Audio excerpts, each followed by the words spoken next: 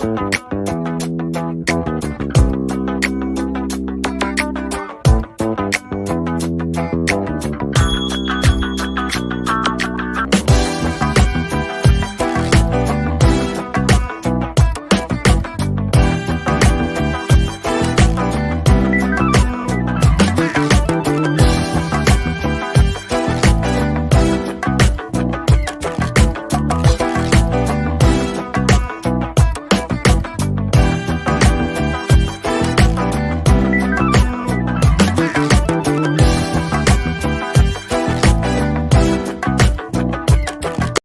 spent countless hours in the garage with your dad. Now investing in that old car and working on it with your son reminds you of him. And his legacy lives on. Fund your passion with a low-interest home equity line of credit from Bank of Blue Valley.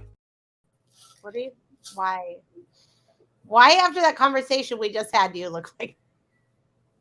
Well, you were thinking you were the edgy one. Suburban dad over here wearing sunglasses, collared shirt, just all edgy over here. What about what's cooking in your world, Miss Aaron Fulk? Do you think I'm edgy? Yeah, in a good way. Hey, do you think I'm edgy? No, not at What? all. I feel like in the world of insurance, if I wear a t-shirt, I'm edgy. I think you're kind of boring, but I really enjoy you. Well, gosh, man. Well, let's see. Then that's what makes you exciting. You're the secret sauce that makes Drinks with Leaders, sponsored by Bank of Blue Valley and Burns McDonnell, going on 3 years and strong. And our secret good friend CEO guest has been on the show multiple times. So it's been a long time. Quickly becoming one of my favorite people in the whole world, so much that he begged me to go to the Royals game with him tonight. I told him I couldn't go out in the heat. So we can't spoil the show, but we got to figure out where people are watching from, though, first. Oh my God, I'm in charge of that part of the show. Don't take my job. Have you seen the Barbie movie yet? I have not. I really feel like every man should see the Barbie movie. Mm-hmm. Okay. Take your wife on a date night. Do you want me to babysit? No, we'll go together. We're getting good at the babysitter thing. I think as soon as your kids get out of diapers, people line up. But when the kids are in diapers, the babysitters are like, I don't know if I want to watch them. Okay, well, the Barbie movie is really good, but the men all try to take the women's job. So don't try to take my job, okay? I work for women and I work for you, and I don't have a job where I work for myself. Okay, if you are watching from LinkedIn, Facebook, or YouTube, can you please tell us in the comments, because I can see a lot of you guys are watching, but none of you guys are commenting to me yet, and we need to say hi to you guys. How are you? Just tell us in the comments. Where are you watching from? Are you watching live? Are you watching the replay? Let us know. We're excited. We have a wonderful guest today. What else have you been up to? Give me a two-minute highlight on your life since I haven't talked to you in a while. Coaching. I have these sunglasses for 5-year-olds in flag football. I'm coaching 19 5-year-olds in flag football. What is going on in your world, Miss Aaron Fulk? Well, now that I know you're that edgy, I don't know how to follow that up. Yeah. What do we got here? I drink heavily on Thursdays and have a lot of fun, but I sometimes make it out till midnight. That's edgy. Do you want to know the edgiest thing I'm doing right now? And I think my kids wonder if I need to be checked into a psych unit. Yeah. Sports car? No. But remember when I got this tattoo a couple months ago and everyone thought I was losing it? Another Escalade? Another pool? You're right. I'm having a midlife crisis. No, so I really want to redo my bedroom. I have this huge bedroom that I just need to make nice one day. It's like been my last project. And I found this wallpaper I want, but I'm not usually a person that decorates. So I was like, I'm going to decorate in December when it's cold and give myself something to do and look forward to. So in the meantime, I have this wall that's going to be the focal wall. And I decided every day I'm writing things I'm grateful for in Sharpie on my wall, on my bedroom wall, because it's all going to get covered up anyways. And this will force me to decorate. It's going to look like graffiti. And then also I'm going to wake up to everything I'm grateful for. And so right now my bedroom just has a bunch of Sharpie on the wall. It's totally normal. That sounds like the most suburban mom edgy thing I've ever heard. It does not. My son came in last night. Listen, Devin came in last night. and he hadn't been in my room. He came in to check in and tell me he was home from his date. That's a whole different subject. But he just saw my wall and then he goes, "You good?"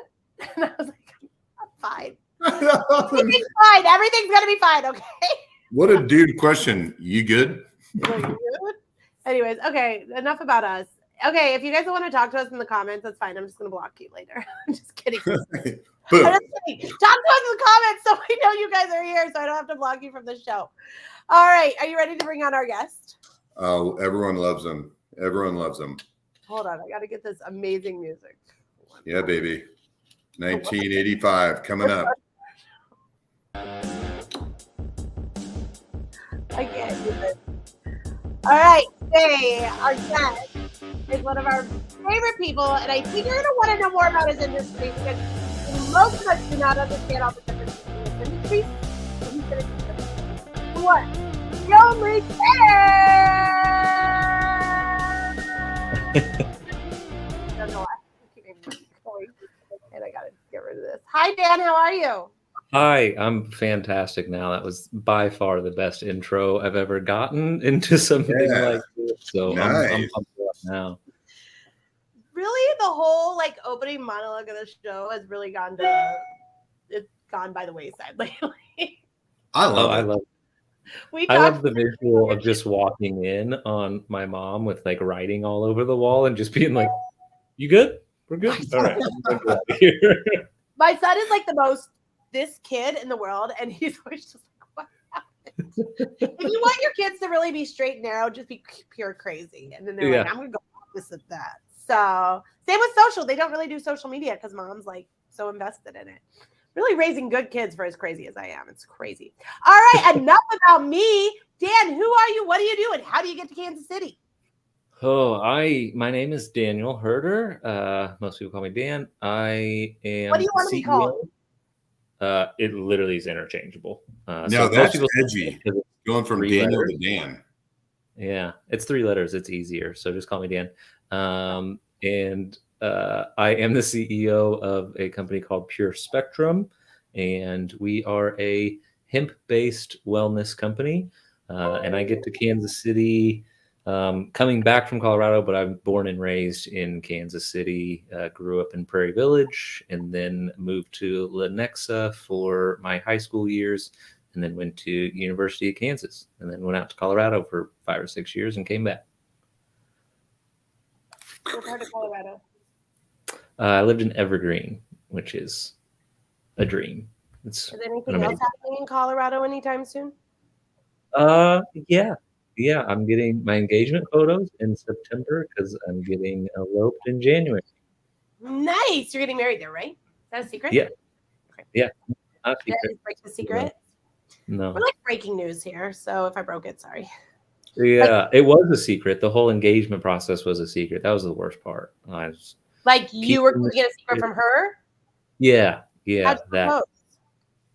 I transformed our whole. So we live together, and we live on the first floor, and so I had her best friend help me out, but I sent a bunch of lights and flowers and rose petals and fairy light curtain things. And I woke up, I had my Whoop wake me up at 3 a.m. so I wouldn't wake her up. And then I hung all the lights everywhere. I transformed kind of our house. And so when she got out of bed at 6 or 7, I put my dog in a little tuxedo too. And so when she got out of bed, I was kind of there waiting for her with this dreamscape around us, and kind of wanted to 7 a.m.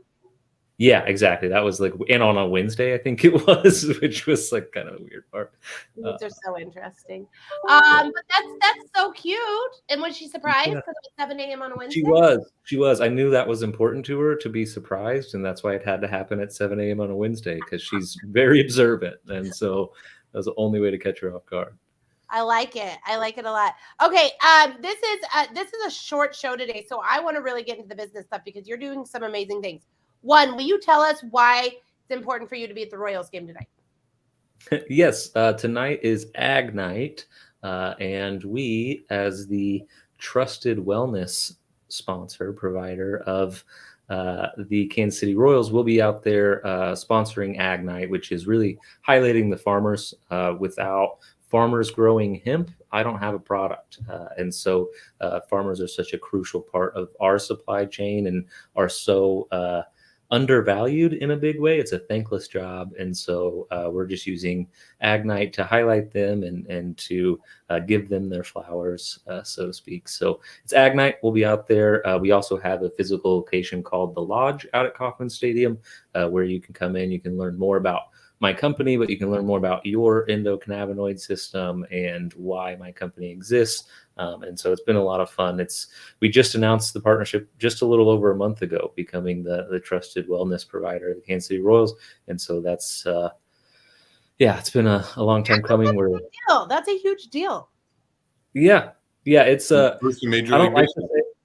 say, like, especially on Bank of Blue Valley podcast, but like, I'm a cannabis company at the end of the day. Hemp is cannabis, and we're the trusted wellness provider of the Royals, and I'm a cannabis company. Like, just still, I have to say it out loud like that because it just blows my mind that the industry's made it this far in the decade that I've been in it.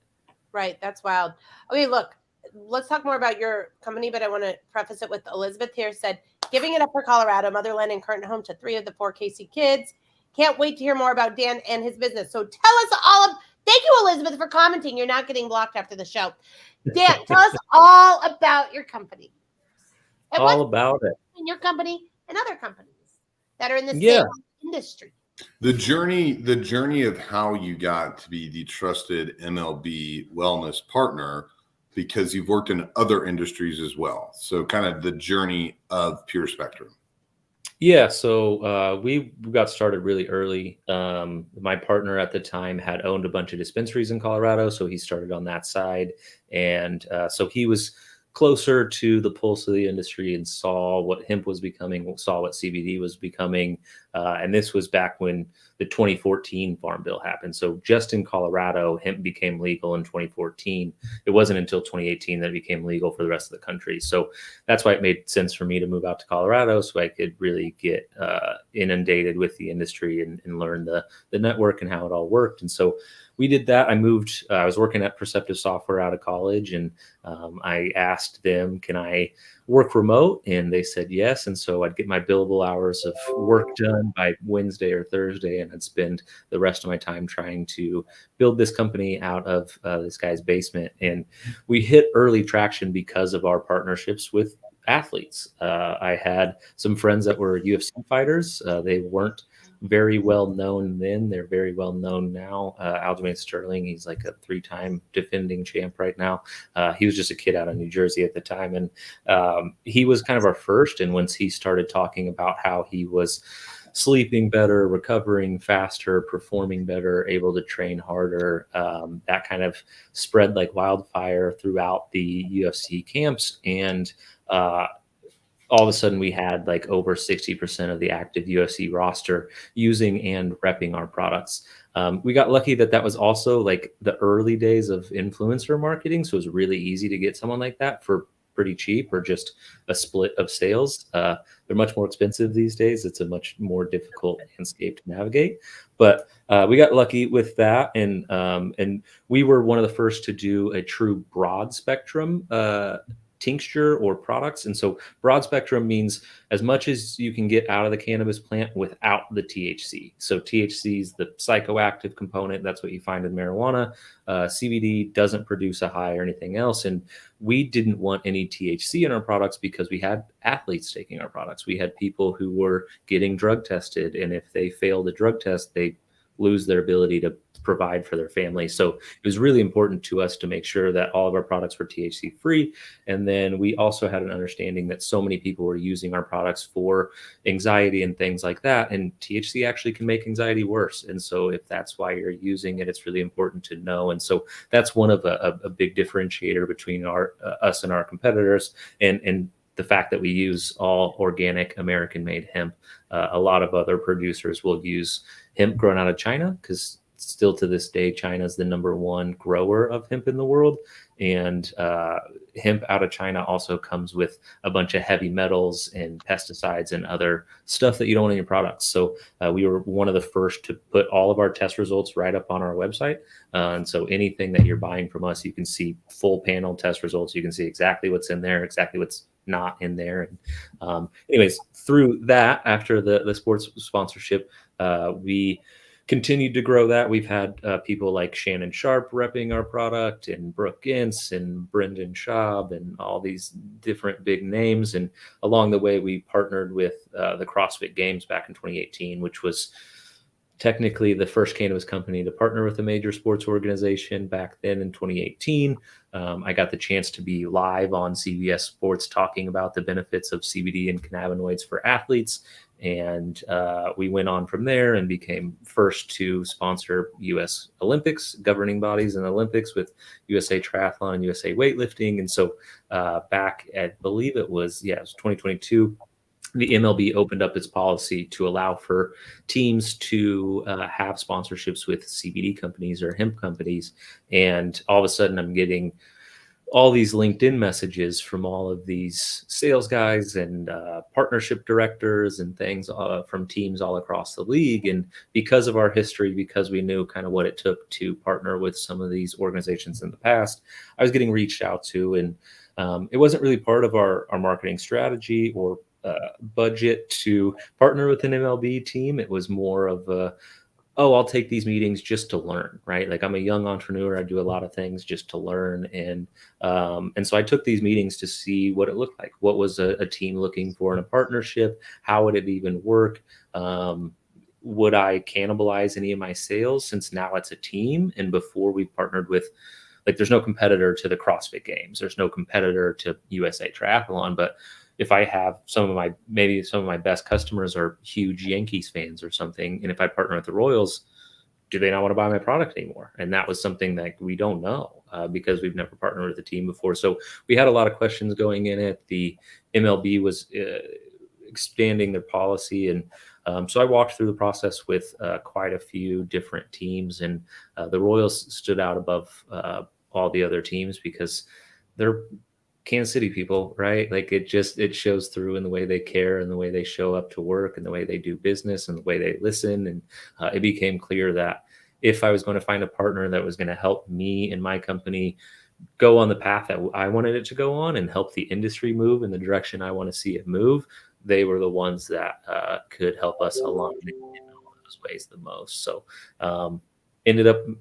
took probably 7 or 8 full months to get the deal done, and then to qualify for the MLB, because then you have to get vetted out by the MLB. All the ways that you talk about your product, your website, your marketing, all gets picked through with a fine tooth comb to make sure that you're a company that can represent an MLB team. And they're pretty careful with that. So it was kind of an excruciating process. I didn't know, were we going to be selected? And then even after we were selected, would we get the approval from the MLB? But there's learning lessons along the way, and it's still to this day, the policy continues to evolve. So we're figuring it out kind of on the fly.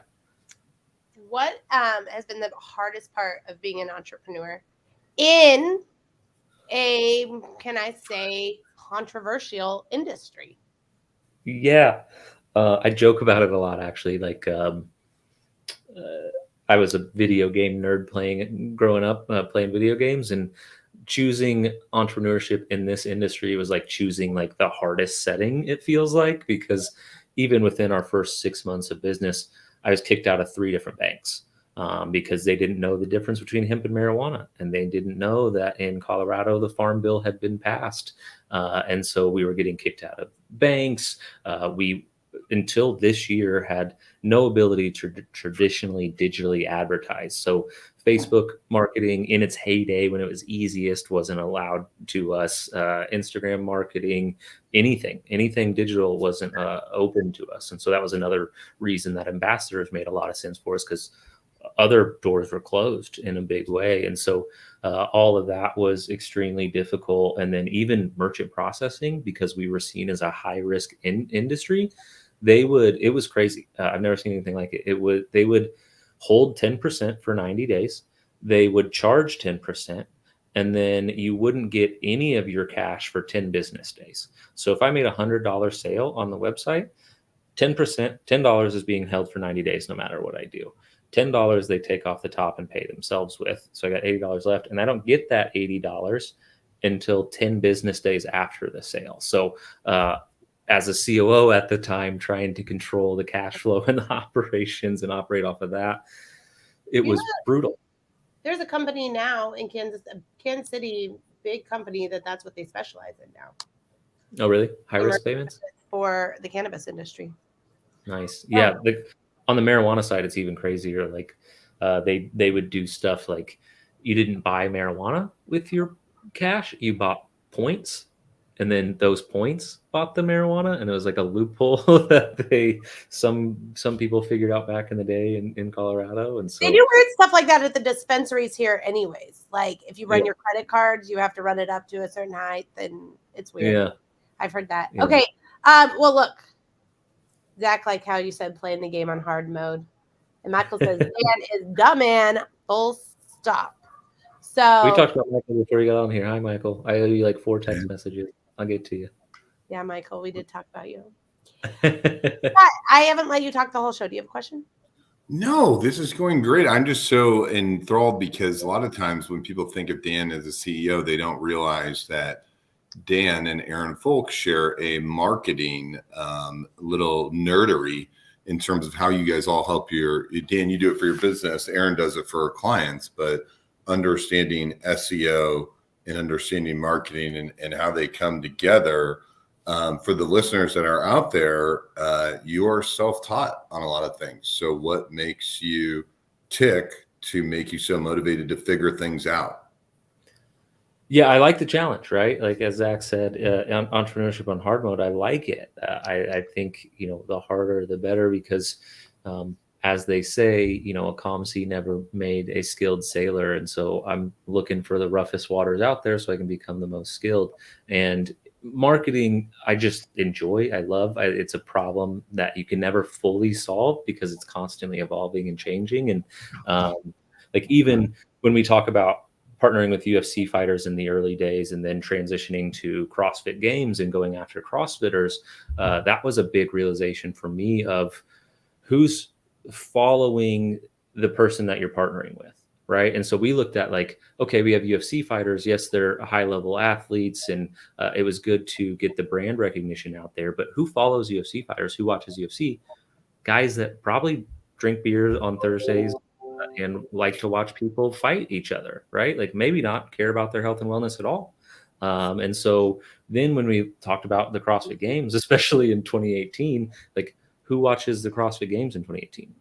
Other people that do CrossFit. No one else was watching the CrossFit Games back then. So if you did CrossFit, you were constantly searching for an edge and constantly searching for faster ways to recover. And so that was kind of the difference. And it allowed me to start looking at things one level deeper of like, okay, that's great to partner with them. They have so many followers, but who are the followers and why are they following them? So even some of our worst performing ambassadors that were big name celebrities, I won't name, but model females with over 4 million followers didn't convert at all. And it's, well, how many of those followers are just following her because they find her attractive and they're not actually interested in the product she's buying or how she's living her life? And so you really have to consider all of those things when you go into partnerships and marketing things. So it's been a learning process the whole way. Influencer marketing is wild right now. And the micro influencer marketing is what I'm loving right now. Did you ever do CrossFit? A few times for marketing. My first CrossFit was with a professional, well-known CrossFitter named Brooke Ince that led the class, and I thought I was going to die. And it was in the mountains too. It was at elevation. No, not for me. I feel like it's kind of one of those things. Either you're all in or you're like, no. Yeah, I don't need that much cardio. I the Colts. I always feel like those workout places are culty. Well, bring it back to the marketing side of it, Aaron. You had a great post, and I think Dan commented on it about the amount of influencers that were involved in the Barbie movie. And I think a lot of people just were not paying attention to it. But I guess a question for Dan on the marketing side, and then to you, Aaron. Do you think the movie Barbie would have been as popular if it wasn't for the influencers that touched so many different people? Because it was all I could see and hear about.